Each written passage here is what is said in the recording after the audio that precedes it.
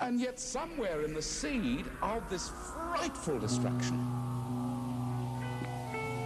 it's a sin past any description, is also the seed of a greater abundance and freedom and love than ever before in mankind's history.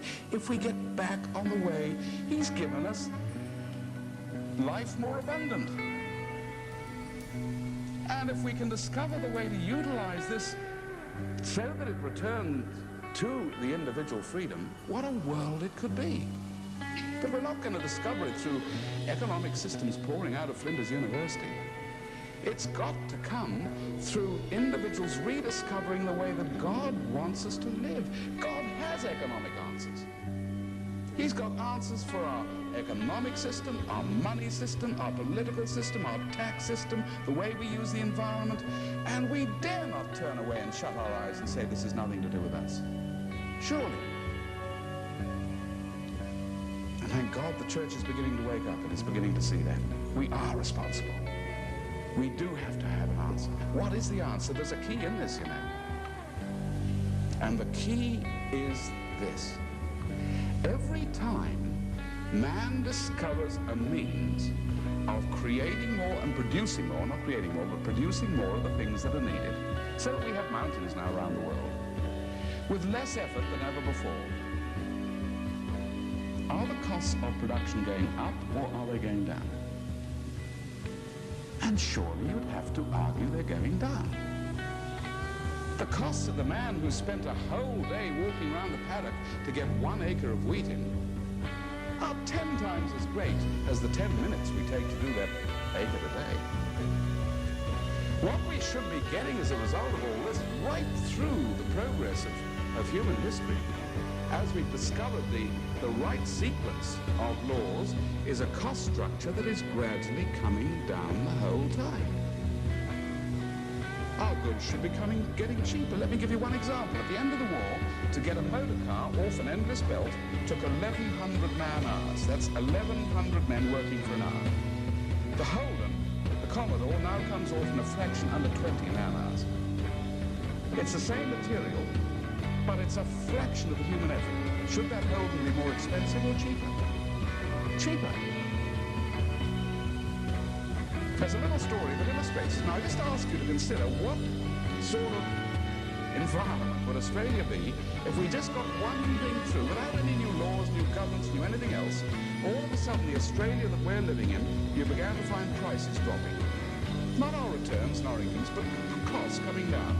Our taxes, our electricity, the food that we buy, the essentials that we need, gradually coming down. For a very short while, I think we glut ourselves. This happened when they took sweet rationing off in Britain at the end of the war. They took it off, and everybody bought Mars bars until they were sick of it. I think it took about a month. And then they discovered in the second month they were leaving less Mars bars than they were even when rationing was on. It's a funny thing. People got frustrated. So there's going to be that for a while. But then, what would happen to people? And I put it to you that a number of things would happen. That little farm would be able to stay there. Instead of a new phrase ringing through the country, get big or get out, which every farmer dreads and fears, there might even be a new slogan, why not get a little bit smaller? The corner store would come down. Wives who genuinely wanted to, without force, could drop out of the workforce. Many don't have to do it today and be with their kids. Husbands might genuinely take 2 or 3 months holiday each year and you can afford to do it. There was a time we used to do this in Australia, but a community up in Queensland not long ago, the whole district took 3 months off to build a hall. Wouldn't dare be able to afford to do that today. Parents could communicate with kids. People could retire early, which would open up new opportunities for those who wanted to get into the workforce, who at the moment are totally denied. There's no path through for them. Homes would become available to young people who want to get married. Interest rates would come down. Isn't that the sort of world we would have time to speak to each other, or run into the time, and sit down and have those community things we used to do, not just in the church, but the 101 other ways we used to do. Go around and look at the Australia of the 1920s and look how many things were done simply, not by government handouts, but people getting together and building the local hall, or making a tennis court, or doing those sort of things. That's what ought to be happening. Why then is it not being done? There's a little story illustrates it. It's the story of a man who was washed up on a desert island. I do apologize for island stories, but they're often the best way of getting it through.